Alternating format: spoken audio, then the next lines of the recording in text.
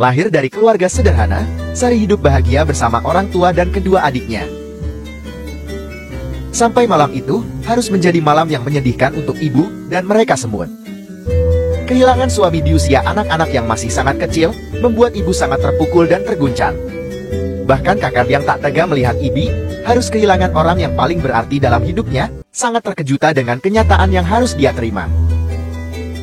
Kepergian Ayan yang sangat mendadak membuat ibu benar-benar menjadi wanita yang tak berdaya, hingga membuatnya tak bisa lagi bekerja mencari nafkah. Tak ingin melihat ibu menderita, Sari pun meminta Ido untuk mengikhlaskan kepergian Ayan. Memang ini terlalu menyakitkan untuk Sari ketahui. Rupanya sebelum kepergian Ayan, ibu sudah mengidap dan menyembunyikan penyakitnya. Hingga hari itu, Sari pun harus terima kenyataan, jika ibu pun harus pergi meninggalkan dirinya untuk selama-lamanya.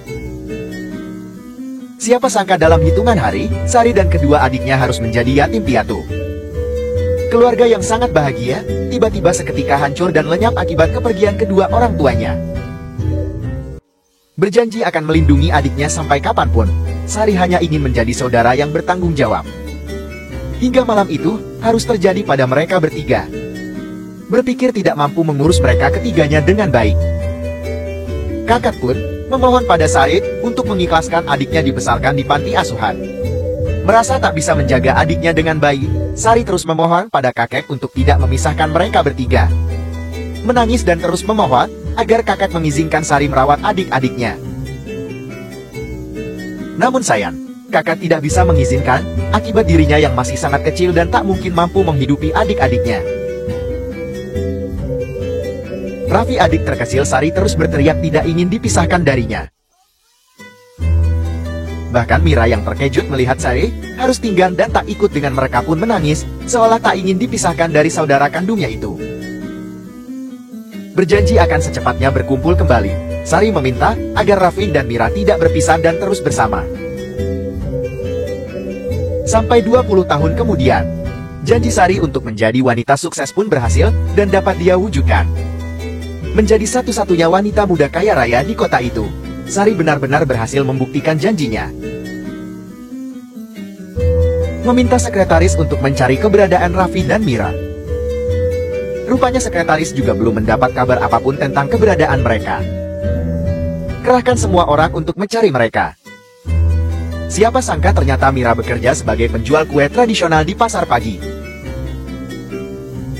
Saat sekretaris sedang berkeliling mencari informasi keberadaan Mira dan Raffi, tiba-tiba melihat kue bulan kesukaan Sari pun mampir untuk membelinya. Minta Mira untuk bungkuskan beberapa potong kue. Siapa sangka wanita penjual kue bulan itu adalah adik Sari, yaitu Mira. Belum juga berhasil menemukan adik-adiknya, padahal ulang tahun kematian ibu dan ayah yang tinggal menghitung hari. Kejutkan Sari yang sedang memikirkan nasib adik-adiknya, tiba-tiba sekretaris datang bawakan kue bulan kesukaannya.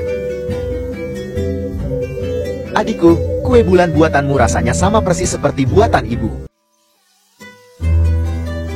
Baru saja mencicipi kue bulan satu gigitan, tiba-tiba Sari meminta sekretaris untuk antarkan dia pada penjualnya.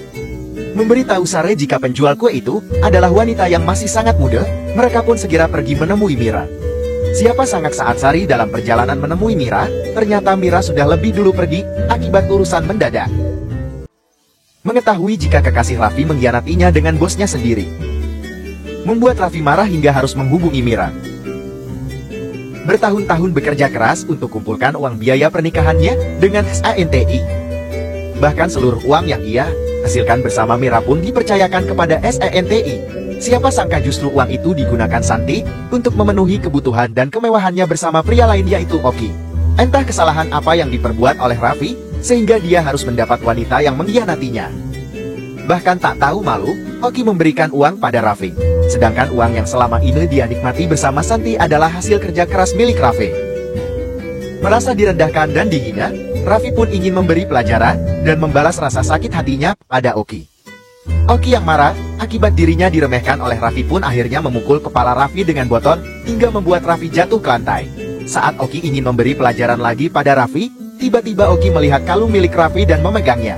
Ternyata selama ini Oki yang sudah mengetahui jika Sari sedang mencari keberadaan saudaranya, diam-diam mencari tahu jika mereka memiliki kalung kembar yang tak lain salah satunya adalah milik Raffi. Tunjukkan bukti jika kedua adiknya sudah ditemukan. Sari pun bergegas untuk menemui mereka berdua. Mengejutkan sekretaris, ternyata selama ini Adit yang Sari cari tak lain adalah salah satu bawahan mereka sendiri. Sekretaris berinisiatif untuk mengecek DNA. Baik ketua. Ternyata Mira sudah memiliki kekasih yang alami penyakit serius. Harus dapatkan uang secepatnya demi biaya operasi kekasihnya. Mira memohon agar dokter menyembuhkannya. Dengan wajah lebam dan penuh luka, Raffi datang mengejutkan Mira. Tak peduli apa yang terjadi pada dirinya, Raffi hanya meminta Mira untuk fokus pada kesembuhan calon kakak iparnya itu. Serahkan uang pada dokter. Raffi dengan tegas minta dokter untuk mengoperasi kakak iparnya hari itu juga. Sepertinya Mira sangat penasaran dengan apa yang dia lihat hari itu. Bagaimana Raffi bisa dapatkan uang sebanyak itu dalam waktu yang sangat cepat? Maafkan aku, Kak. Selama ini uang yang sudah kita kumpulkan ternyata sudah dirampas oleh Santi dan selingkuhannya. Entah apa yang ada dalam pikiran Oki, tiba-tiba memberikan aku uang demi kalung kembar yang kita punya. Dan dia minta aku pergi meninggalkan kota ini. Seperti ada yang janggal. Mira berpikir pasti ada sesuatu yang Oki inginkan dari kalung itu. Meminta Raffi untuk berhati-hati. Sepertinya kali ini Mira dan Raffi diam-diam akan menyelidiki apa yang sebenarnya terjadi pada kalung itu. Tenang saja, Kang. Aku janji tidak akan pernah lemah dan menantang Oki jika dia melakukan hal yang buruk pada kalung itu. Sementara Mia dan Raffi diam-diam menyelidiki kalung yang dirampas oleh Oki. Sari dan sekretaris ternyata sudah di rumah sakit untuk menemui Mira. Tak ingin kehilangan waktu, Sari dan sekretarisnya pun segera berjalan ke ruangan milik kekasih Mira. Sampai di ruang milik kekasih Mira, ternyata dokter memberitahukan jika Mira dan Raffi baru saja keluar untuk menemui seseorang. Tanyakan pada dokter kemana mereka akan pergi. Dokter tak bisa menjawab. Sementara itu Oki yang sudah ditemukan oleh Sari lebih dulu, sudah disambut dan mengadakan pesta bersama kolega perusahaan. Tidak ada yang menyangka jika selama ini Oki yang tak lain adalah bawahan yang bekerja dan mengurus pabrik ternyata adalah adik kandung Sari. Semua benar-benar terkejut mendengar kabar ini. Ucapkan selamat pada Oki. Siapa sangka ternyata Oki adalah penipu. Sementara itu Mira dan Raffi yang sudah mengetahui jika Oki memanfaatkan kalung itu demi kepentingan pribadinya sendiri, datang dan ingin menghentikan kebohongan Oki. Bermaksud ingin mengambil kembali kalung milik Raffi. Hentikan semua ini Oki dan serahkan kembali kalung milikku. Kembalikan kalung adikku. Tidak terima mereka mempermalukannya di sana, Oki pun dengan tegas mengatakan jika Raffi dan Mira adalah penyusup. Mengatakan jika Raffi adalah pria yang tidak menyukainya. Santi pun dengan tegas mengatakan jika Ragi memang adalah penipu. Minta Raffi untuk tak lagi mengganggunya. Dengan tegas Raffi pun mengungkapkan rasa bencinya pada Santi. Tak terima Raffi meremehkannya, Santi pun minta Oki untuk memberinya pelajaran. Mira yang muak dengan semua omong kosong Santai dan Oki pun menegaskan di depan seluruh tamu yang hadir di sana jika Oki sudah membohongi mereka semua. Melihat penampilan Raffi dan Mira yang berantakan, membuat semua orang berpikir jika mereka adalah penyusup. Minta pengawal untuk mengusir mereka dari ruangan itu. Terlihat Oki tidak menyetujui dan sengaja ingin permainkan mereka berdua. Sementara Sari yang sudah mengetahui jika Mira dan Raffi tidak ada di rumah sakit, segera datang menemui Oki yang mengadakan acara penyambutan dirinya. Lagi-lagi, Oki mengatakan jika Mira dan Raffi adalah orang yang iri dan tidak senang melihat kenyataan jika Oki adalah adik Sari. Kalian semua, lihat saja akan aku pastikan jika kalian akan berakhir dan membusuk di penjara. Mencuri dan merampas hak adikku. Seenaknya kau pakai kalung itu demi mendapatkan kekuasaan orang lain. Gunakan kekuasaanmu sebagai mandor pabrik. Apa belum cukup kau hancurkan adikku hingga kau rampas semua yang dia miliki? Kalian lihat, apa orang yang arogan dan kasar ini mungkin adalah adik dari ketua kita? Apa kalian percaya? Hampir 5 tahun, aku mengenal pria rendahan ini. Dia dikenal sebagai pria yang pemalas dan suka merayu para gadis-gadis di pabrik. Mendengar fitnahan Oki pada Raffi, membuatnya takut dan merasa dipermalukan. Murka melihat perlakuan Oki pada Raffi, membuat Sari ingin segera mengetahui hasil tes DNA miliknya. Kalian lihat penipu ini. Sekarang berani-beraninya dia datang mengaku-ngaku sebagai adik ketua. Mendengar ucapan Raffi, membuat Santi tertawa seolah sengaja ingin mempermalukan Raffi. Raffi, aku tahu kau memang tidak rela kehilangan aku, tapi bukan dengan cara berbohong seperti ini. Aku tidak pernah berbohong pada siapapun. Minta Oki ambil tindakan tegas. Sepertinya Santi tidak ingin kehilangan kesempatan menjadi nyonya besar bersama Oki. Murka melihat perlakuan Oki pada Raffi, membuat Sari ingin segera mengetahui hasil tes DNA miliknya. Oki pun mengancam akan menghabisi Mira jika mereka tidak pergi dan menambah masalah baru di sana. Perintahkan Mira dan Raffi berlutut dan memohon maaf padanya. Sepertinya Mira dan Raffi menolak bahkan memberontak dari pegangan satpam. Sari yang sangat tak tega melihat Raffi dipukuli seperti hewan, ingin membantunya namun dihalangi oleh sekretaris. Meminta Sari bersabar hingga tunggu bukti DNA keluar. Memohon pada Oki untuk melepaskan Raffi. Mira sangat tak tahan melihat adiknya diperlakukan seperti hewan. Bukankah sudah aku katakan, jangan pernah main-main denganku, jika kalian tidak ingin menyesali dan menangisi kejadian ini. Dasar kau bukanlah manusia. Aku memang bukan manusia biasa. Pengawal pukuli dia sampai mengaku salah. Merasa apa yang Raffi lakukan adalah kebenaran. Raffi hanya pasrah dipukuli oleh pengawal Oki. Pukul terus hingga bajingan ini sadar. Sekretaris Wang, dengarkan aku baik-baik. Pergi ke rumah sakit sekarang dan dapatkan hasil DNA itu secepatnya. Tetap pada pendiriannya, walau harus merasakan sakit yang amat menyiksa, Raffi tetap tidak akan mau mengakui kebohongan Oki. Aku mohon Oki tolong lepaskan adikku sekarang juga. Memohon agar Oki melepaskan adiknya. Oki sepertinya makin murka akibat Mira yang terus mengaku jika Raffi tidak bersalah. Meminta Mira terus memohon padanya. Mira pun melakukan perintah Oki untuknya. Melihat kalung milik Mira terjuntai, Sari pun terkejut dan yakin jika Mira benar adalah adiknya. Minta Mira menjilat sepatunya. Sari yang mendengar itu pun terkejut dan murka pada Oki.